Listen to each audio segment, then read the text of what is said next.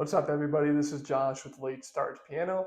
Today, I just want to give you a warning in advance that you need to have some kind of repertoire pieces, something that you can play at will whenever you want.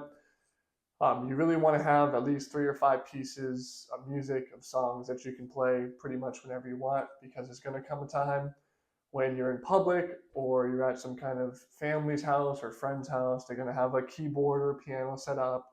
They're going to know that you play, and they're going to ask you to play some songs, okay? You don't want to just be playing Twinkle Twinkle Little Star, although that is good if that's what you're at. But if you're a little bit more advanced, you want to be able to play some popular songs that people know that maybe sound a little bit better, that are a little bit more challenging. What you don't want to do is constantly be in this rat race of playing new pieces, of learning new stuff all the time. Because if you're always learning new stuff, then it's going to be tough for you to have those pieces under your fingertips whenever you want. Especially some common things like Christmas music. You should know 2 or 3 Christmas songs, and you should be revisiting those 2 or 3 songs every once in a while. It doesn't have to be that you play them every day, although you can. But even if you play them, let's say a couple times a week, you just run through them quickly, just so that you always have that muscle memory built in already, so that you always have that knowledge in your hand and in your mind as well, that you can play these songs whenever you want. And if in the Christmas song example, it's going to give you less work come Christmas season, because you're not going to need to relearn all these songs, right? You're already going to have been practicing them throughout the year. You're already going to have them at your disposal. It doesn't have to be festive songs like that. It can be, like I said, any song where you can sit down and somebody's like, hey, you play piano, right? And you say yes, and they're like, play me a song.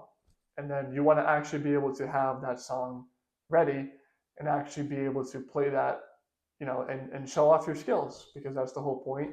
You don't want to be constantly doing the technique stuff and learning new pieces if you don't really have anything under your fingertips to play right away. So that's my warning to you before you rush off to the next song, the next hand-in exercise, whatever it is. Make sure you have a few pieces under your fingers that you can play at will, that actually sound really good, not just you hitting the notes, but that songs that have that musicality piece as well, right? Songs where you have the dynamics down, you have the feel of the song down. Maybe you throw in a couple tempo changes as well, just the small things to make the song sound really, really good.